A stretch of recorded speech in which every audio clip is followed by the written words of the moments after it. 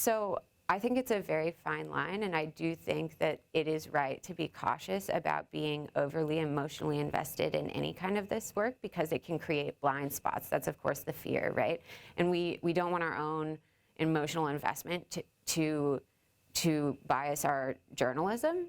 But that being said, I don't think emotional investment necessarily biases our journalism. And so I think there's strength in becoming at least empathetic to the stories and the stories that you're telling. And I kind of feel like anytime I deeply investigate something or a person or learn about them, I end up kind of admiring them or parts of them.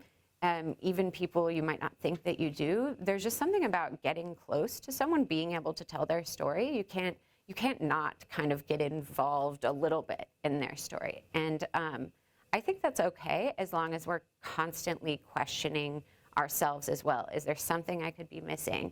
You know, I talk to my colleagues a lot. I tell them, hey, I have these potential blind spots. Do you see them?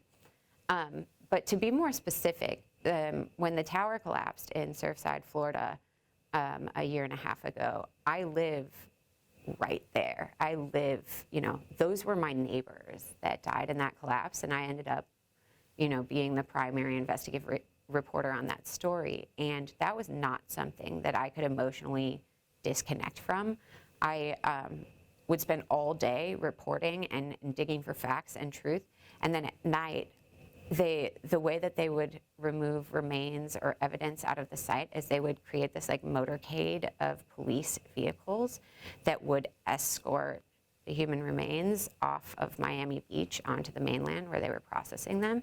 So every night, this motorcade would go past my building where I lived, and I could hear it. And so, you know, at night I'm listening, and I know what this is, and it is a constant reminder. And I lived that whole experience. We were work from home at that point, so I did all of my reporting from a 12th story condo right down the street, and there is no way to entirely disconnect yourself from something like that.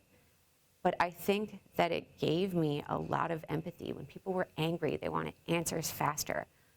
I felt like I really understood that because I wanted them faster too, you know, and I think there's something about sharing an experience in that way that does create important empathy. And I don't think it, you know, I think it strengthened what I do as an investigative reporter, not weakened